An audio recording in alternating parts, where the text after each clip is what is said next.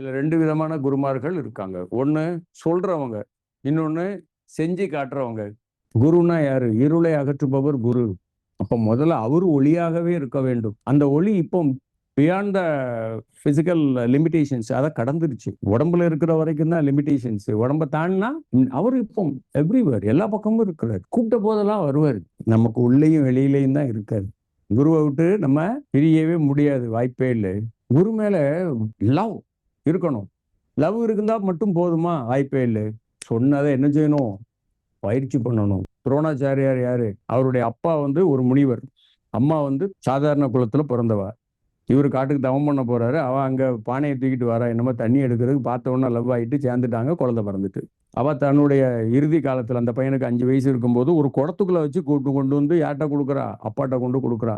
அப்பா வந்து சேர்த்துக்க மாட்டேங்காரு. இது என்னுடைய ரத்தம் கிடையாதுங்கிறாரு. அவருக்கு தெரியும் அதுதான். சரி, இவர் ஏத்துக்க மாட்டேங்காரு. அங்குள்ள சமயக்காரரு அவர் வந்து இவனை தன் குழந்தையா வளர்க்கிறார். யார? துரோணர். கடைசியில இவரை கொண்டு போய் அக்னிவேசர்ங்கிற ஒரு குருட்ட கொண்டு போய் சேர்க்க, அங்க வில் வித்தை கத்துக்கிறாரு. அங்க கத்துக்க வர்றவங்க எல்லாரும் சத்திரியர்கள். சத்திரியர்களுக்கு மட்டும்தான் போர் வித்தைகள் கற்றுக் கொடுக்கப்படும், மற்றவர்களுக்கு கிடையாது. துரோணரை அங்கேயும் சேர்க்க மாட்டேங்காங்க, இங்கேயும் சேர்க்க மாட்டேங்கிறாங்க. ஆனா இவர் தன்னுடைய முயற்சியில அந்த குருவை முழுசும் சரணடைஞ்சு இவர் விடாப்பிடியா கத்துக்கிட்டாரு. அவங்க அப்பா வந்து என்ன செய்வார்? தர்பையை எடுத்து எடுத்து, தர்ப்ப புல்லு இருக்குல்ல, அதை எடுத்து வேதம் ஓதுற மாதிரி இவன் சின்ன வயசுலயே அப்பா செய்யறதை பார்த்து எடுத்து என்ன செய்வான்? துரோணர் தர்ப்ப புல்லை எடுத்து கங்கை ஆத்துல தண்ணி ஓடும்போது என்ன வரும்? குமிழ் பபிள்ஸ் வரும்ல, அதை உடைக்கிறது. தர்ப்பையை வச்சு அவன் அதுல எக்ஸ்பர்ட் ஆயிட்டான். அப்புறம் தர்ப்பையை வச்சு இப்ப பாத்திருக்கீங்களா சில இந்த குங்ஃபு படங்கள்ல குண்டூசியை வச்சுட்டு என்ன செய்வான்? ஒரு பல்பை கண்ணாடியா உடைச்சிருவான். அவன் தர்ப்பையை வச்சு எரிஞ்சு எரிஞ்சு எரிஞ்சு பழகி பழகி பிறகு பறவைகளை அடிச்சான்னா அது. அக்னிவேசத்தை போய் கத்துக்கும் போதே இவனுக்கு ஆயுதம் தர்ப்ப புல்லு தான். அந்த புல்லுனுடைய வேரை வச்சுட்டு என்ன செய்ய முடியும்? யாரையும் அடிக்க முடியும். அக்னிவேசர் மாணவனா ஏத்துக்கிட்டாரு. கஷ்டப்பட்டு என்ன செய்யறாரு? கத்துக்கிட்டு தாம் பெரிய ஆளா ஆயிருந்தாரு. அந்த சமயத்துல ஒரு வேடன் தேடி வரான். ஏகலைவன் மலை வேடர் குலத்துல பிறந்தவன். அவனுக்கு 3 நாண். வில்லுல எத்தனை நாண் இருக்கும்? ஒரே ஒரு நாண் தான் இருக்கும்ல. ஸ்ட்ரிங் எத்தனை இருக்கும்? 1 தான் இருக்கும். ஆனா 3 நாண் உள்ள ஒரு வில்ல மலைக்கு வந்த ஒருத்தன், ஒரு வியாபாரி என்ன செய்வான்? மலையில உப்பு விளையாது, கீழே இருக்கக்கூடிய பொருட்களை எல்லாத்தையும் மலை மேல கொண்டு போய் கொடுத்துட்டு அங்கிருந்து தேனு, அடை, குங்கிலியம், அகில், சந்தனம் இந்த மாதிரி பொருட்களை, மிளகு எல்லாத்தையும் எடுத்துட்டு கீழே வந்துடும். அவன் ஒரு தடவை இந்த இதை கொண்டு வந்து கொடுத்துட்டான். யாரு? இந்த 3 ஸ்ட்ரிங்க்கு உள்ள வில்ல கொண்டு வந்து கொடுத்துட்டான். இவன் சின்ன வயசுல இவன் வேடன், வில்ல அடிச்சு எக்ஸ்பர்ட். ஆனா இந்த 3 வில்ல வச்சு என்ன செய்யுது? உடனே அந்த வில்ல தூக்கிட்டு தெரு தெருவா அலையிறான். நாட்டுக்கு வர்றான். நாட்டுக்கு வந்து கேட்கும் போது அப்போ ஒருத்தர் சொல்றாங்க, ஒரு கிளி ஒண்ணு இருக்கு, ஒரு கூண்டுக்குள்ள கிளி இருக்கு, அந்த கிளியை அடிச்சுட்டா 100 பொண்ணு. இவன் அடிச்சுட்டான். அடிச்ச உடனே 100 பொண்ணு. இவன் அந்த பொண்ணை வந்து 100 பொண்ணு கொடுக்குறாங்க. இவன் கையில உள்ளதை மட்டும் அள்ளிட்டு மிச்சத்தை வச்சுட்டு நான் வந்து வாங்கிக்கிறேன்னு சொல்லிட்டு, எனக்கு முதல்ல துரோணர் எங்க இருக்காருன்னு தெரியணும் அப்படின்னு உடனே ஒருத்தன் சொல்றான், இந்த இடத்துல இருக்காங்கன்னு. போறான். நைட்ல போய் துரோணர் தூங்கும் போது பார்த்துட்டே இருக்கான். அவர் அப்படியே மானசீகமா காலை தொட்டு தொட்டு கும்பிடுறான். அவரு நெளிறாரு, தூக்கத்துல அவரு நெளிறாரு. இவன் வெயிட் பண்ணிட்டே இருக்கான். காலையில விடியுது, சூரியன் உதிக்கிறதுக்கு முன்னாடி எந்திரிச்சு கங்கையில குளிச்சுட்டு அவங்க பிராக்டிஸ் ஆரம்பிச்சிருவாங்க. ஸோ வெளியில வந்த உடனே இவன் கும்பிட்டு விழுறான். யாரு நீ? வேடனுக்கு கத்தர மாட்டான் போ அப்படின்ட்டான். ஐயா, இந்த 3 ஸ்ட்ரிங்கு உள்ள வில்லுல நீங்க மட்டும்தான் அம்பு விட முடியும், ஒரே நேரத்துல 3 அம்பு. இதை எப்படி அப்படிங்கிறது எனக்கு தெரியல, எனக்கு தயவு செய்து சொல்லிட்டேன். ஒன்ன நான் ஏத்துக்க மாட்டேன் அப்படின்னு. கூட இருக்கிற அர்ஜுன, சத்திரியன் எல்லாரும் சேர்ந்து அவனை என்ன செய்யறாங்க? கிண்டல் பண்றான், நக்கல் பண்றான். இவன் பின்னாடியே போறான். அவர் நேர கங்கை கரைக்கு போய் என்ன செய்யறாரு? குளிச்சுட்டு அப்படியே சூரியன் வெயில் எழுது, கங்கையில வந்து அவருடைய நிழல் விழுது, அவருடைய உருவம் தெரியுது.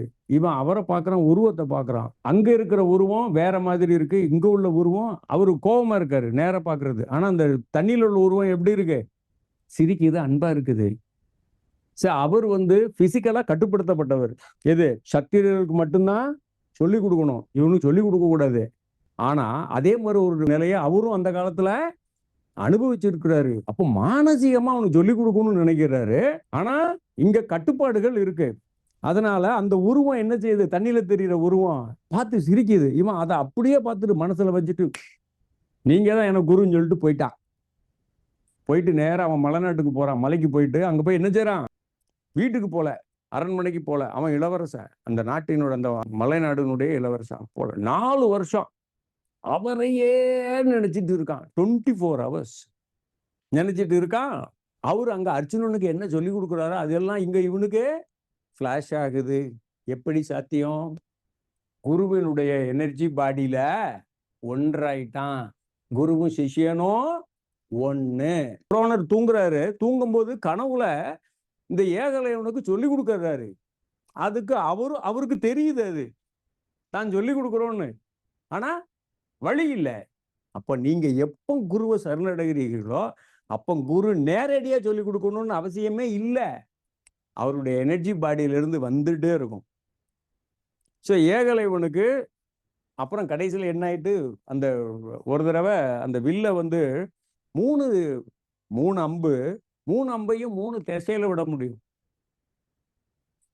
முதல்ல ஒரு அம்பை வந்து அப்படி அப்படி விடும்போதே இன்னொரு அம்பை வச்சு என்ன செய்யறாரு? அதை லேச தட்டுறாரு.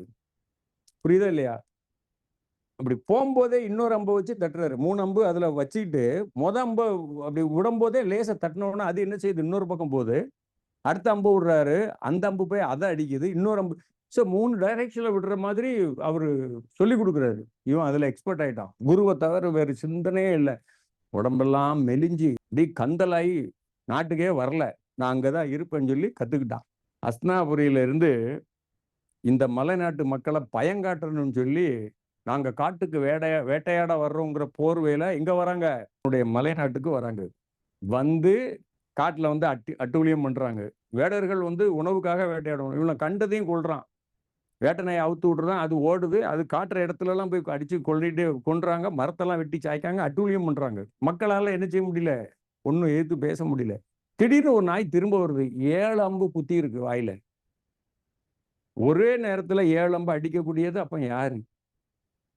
கடைசியில இப்ப நாய் திரும்ப ஓடி அவனை அடையாளம் காட்டுது. பார்த்தா இவனை வில்ல வச்சுட்டு அடிக்கிறதுக்குள்ள அவன் 3 வில்லு ஒரு அட் டைம்ல 3 வில்ல அடிச்சு என்ன செஞ்சுட்டான்?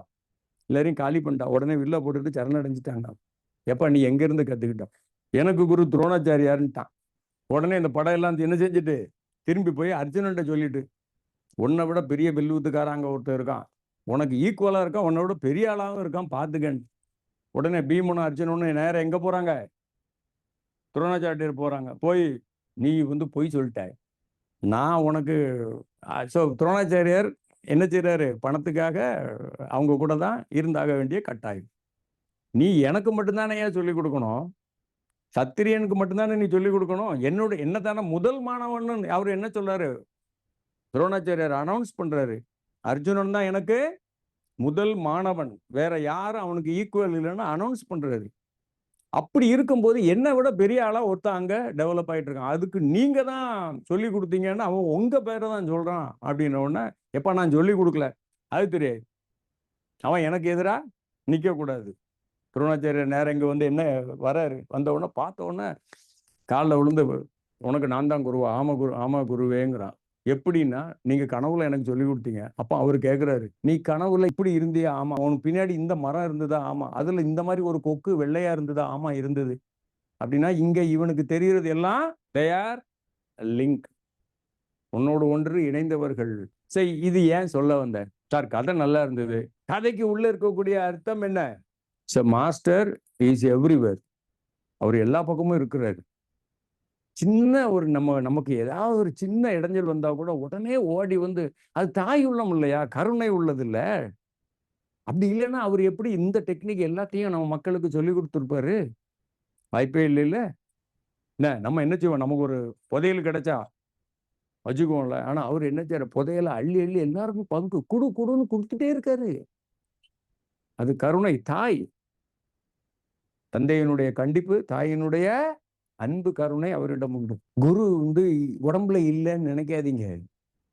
நீங்க நினைங்க, வந்துருவாங்க. அதை நம்மளால உணர முடியும். ஈஸியா உணர்ந்துடலாம். குருவுக்கு உள்ள போய் உட்கார்ந்துருவோம். நாமும் குருவும் ஒன்னாயிருவோம். சாத்தியம். சோ என்ன கேள்வி கேட்டாலும் ஆன்சர் வரும். அவரு மட்டும் இல்ல, எல்லா குருமார்களும் இறைவனை உணர்ந்தவர்கள் எல்லாம் கருணை. பாபா, வள்ளலர், என்ன கேட்டாலும் பதில் வரும். எல்லா குருமார்களும் ஒண்ணுதான். கீழே தான் மேறுபடு, மேல இருந்து பார்த்தா பூமி ஒண்ணுதான். அத மாதிரி அவங்க எல்லாம் இறைவனை உணர்ந்தவங்க, இறைவனுடைய வடிவமாகவே இருந்தவங்க.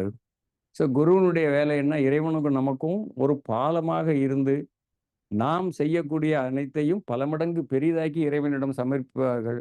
இறைவனுடைய தெய்வீக சக்தி உள்ள இறங்கும் போது நம்ம உடம்பு என்ன தேவையோ அதுக்கு தக்கன கொடுப்பாங்க. ஆனா இறைவனோடு அவர்களுக்கு இணை வைக்கல் ஆகாது. அது தப்பு. இறைவன் ஒண்ணுதான்.